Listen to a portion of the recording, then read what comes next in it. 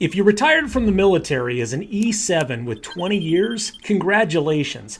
You earned a pension that most Americans would kill for.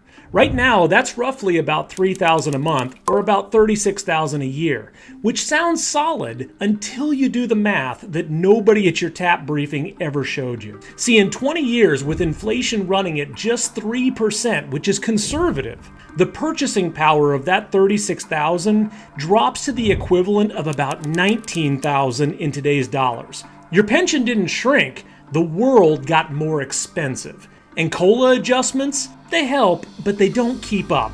They never have. So I'm Dan Farnsworth, retired naval officer, 23 years of service. And today I'm going to show you the exact math behind why your military pension, no matter how good it looks right now, has a gap in it. And more importantly, what you can do about it before that gap becomes a crisis. So let me walk you through this because I think when you see it laid out, something's gonna click. So let's take three real scenarios. So we have an E7, an 04, and an 05, all retiring at 20 years. The E7 gets about $36,000 a year in pension, the 04 gets about $61,200, and the 05 gets roughly $75,000. Now, the average retirement in America lasts about 25 years. Now, some of you will live 30 or 35 years past your military retirement, but let's use 25 for now. So over 25 years, that E7 pension pays out roughly $900,000 to $1 million total. Now, that sounds like a lot of money, but here's what nobody tells you. So your expenses at 65, 70, or even 75 are not what they are at 45. Healthcare costs alone for a couple over 65, even with TRICARE, average out to over $300,000 in out-of-pocket costs over a retirement. And that number goes up every single year. So you take that $900,000 pension, you subtract the rising healthcare costs, especially Medicare, you subtract inflation that's eating 2 to 3% of your purchasing power every year, you subtract the reality that your mortgage might be paid off, but property taxes, insurance, groceries, gas, none of that stops. And what you're left with is a gap.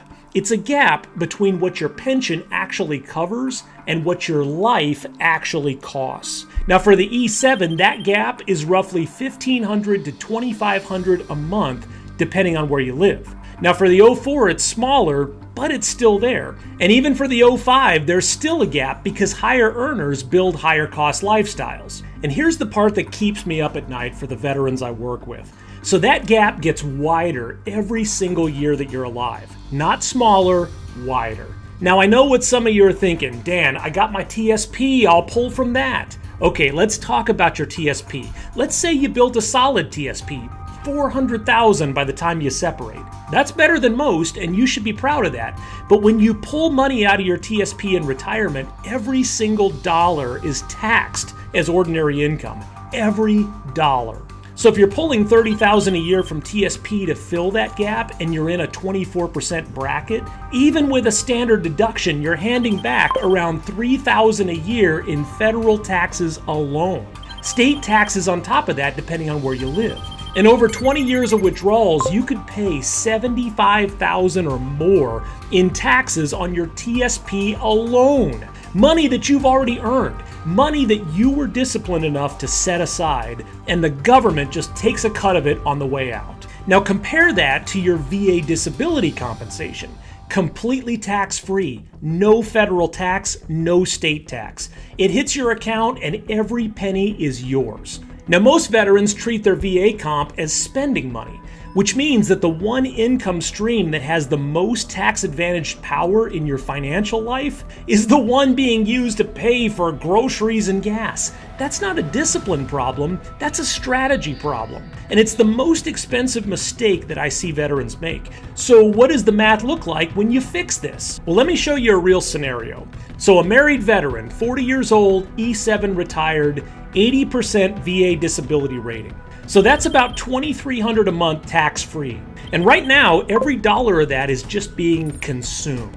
So when he passes, that income stops altogether. His wife gets nothing from VA comp, zero. Now let's say he redirects just $1,000 of that $2,300 a month into a tax-protected growth structure. Not the stock market, not a mutual fund, but a structure where his money participates when markets go up, but has a floor when the markets go down.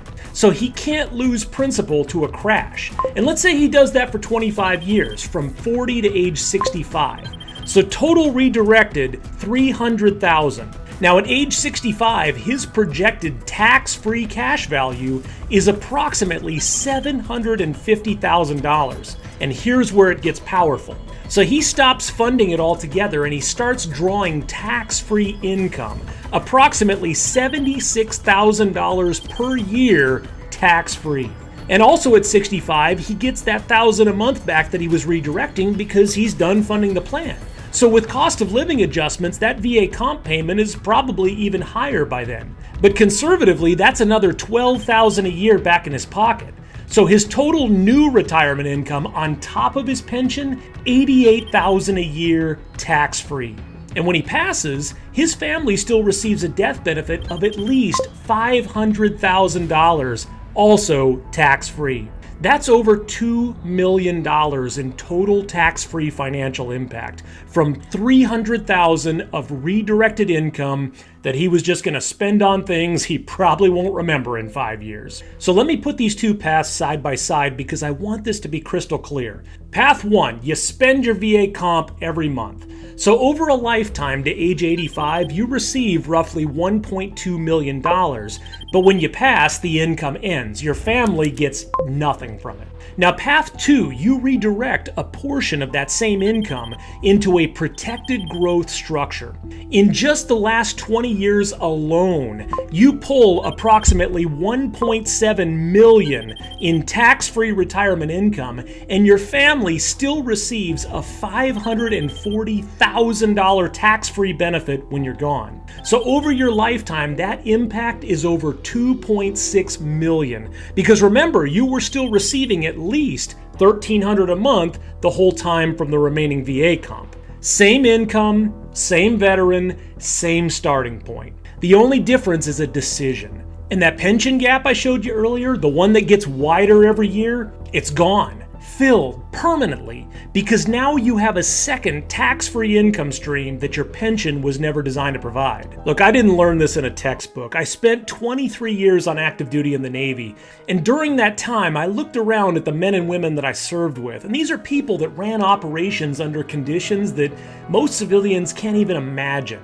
And most of them were just winging it financially. Good income, but no plan. I sat across from financial advisors who didn't understand how military pay works, and I looked at strategies that just weren't built for tax-free income. I watched guys that I deployed with take on market risk that they didn't need to take because nobody showed them that there was another way. So I built one.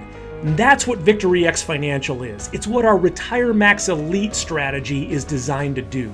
Custom built for military income, designed around the way that veterans actually earn. So here's what I want you to do. Click that link down below and book a free strategy session with me. There's no cost, there's no pressure, there's no obligation. Now on that call, I'll look at your specific numbers, your pension, your VA rating, your age, your goals, and I'll show you exactly what your retirement gap looks like and exactly how to close it. Even if we never work together, you'll walk away with a clear financial roadmap, which is more than most veterans have ever been given. But I'll be straight with you, every plan we build is custom. I don't batch this stuff. I work with a limited number of veterans at a time.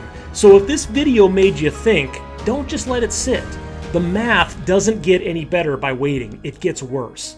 So just click below, pick a time, let's look at your numbers. So I'm Dan Farnsworth, Victory X Financial. Stay sharp, stay ready.